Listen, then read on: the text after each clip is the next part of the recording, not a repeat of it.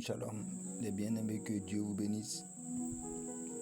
Voici la sourate qui m'amène dans les inquiétudes concernant le salut des musulmans. Voici, vous voyez cette sourate-là. Quand je l'ai lue, j'ai eu la chair de poule.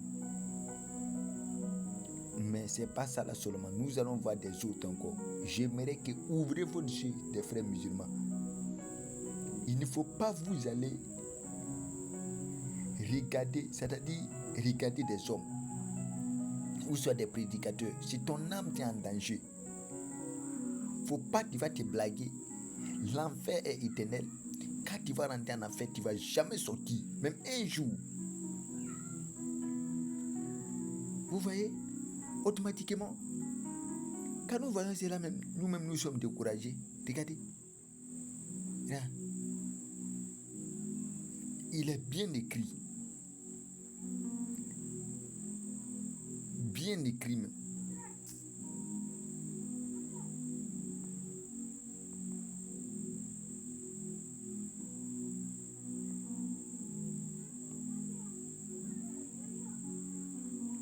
Donc, Jean, vous voyez cette sourate-là. Mais nous allons voir des autres encore. On va voir des autres. Non, en vérité, mes frères chrétiens, priez pour eux. Priez pour eux, ils sont tellement en danger. Puisque si tu es ignorant d'une chose, si Satan envahit ta tête, il a mis les mauvaises pensées dans ta tête, tu as fait comment?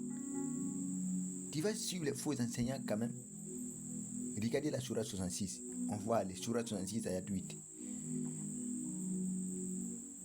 Retournons là-bas pour comprendre. C'est là-bas on va comprendre. 66. Moi, je suis abasourdi, je suis étonné, même découragé, même en vérité. Les religions aujourd'hui, c'est pas des problèmes, trop de problèmes. Regardez, hein. Ô vous qui avez cru, repentez-vous à Allah d'un repentir sincère.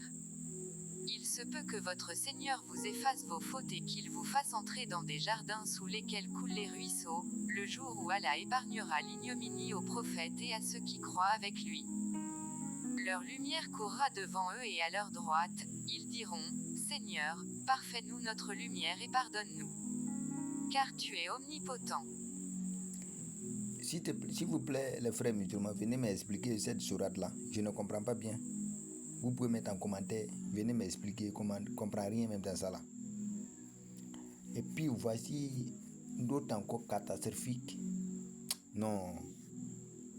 Repentez-vous les gars, les frères et sœurs. Donnez votre vie à Jésus-Christ.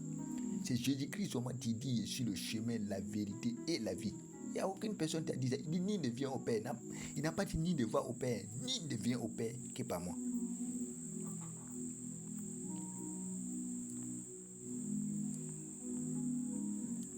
Regardez ça là, ça c'est étonnant même.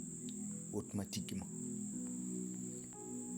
Au verset 160, 185, nous pourrons voir, ça c'est totalement dangereux quoi. Mais les gens ne connaissent rien. Ils croient que non.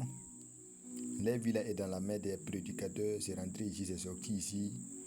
Ils font des choses. Il dit, comme vous avez dit que tu es ignorant d'une chose là. Tu fais ce que tu veux. Et puis tu dis ce que tu veux. Quand on parle de toi, tu te crois connaisseur, tu ne connais rien.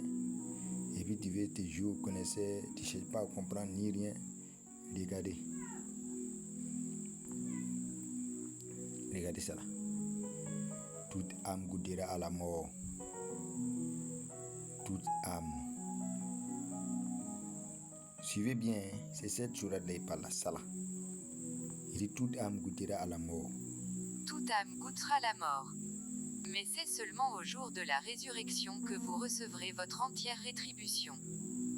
Quiconque donc est écarté du feu et introduit au paradis, a certes réussi. Et la vie présente n'est qu'un objet de jouissance trompeuse. Donc vous avez attendu, on dit c'est au jour du jugement là, ça veut dire, donc un bon musulman demeure d'abord, il va demeurer en enfer d'abord, afin qu'au jour du jugement, afin qu'on puisse venir l'enlever dans le feu pour aller le faire juger, afin qu'il va recevoir son entière rétribution. Donc j'aimerais demander à les frères et sœurs de venir nous expliquer ces sourates-là. J'en ai plein, mais comme ce soir, je vais me laver d'abord, après nous allons continuer. J'aimerais que vous veniez m'expliquer un peu sur ces sourates-là, je ne comprends pas bien. Donc si vous pouvez venir nous expliquer un peu, Dieu vous bénisse.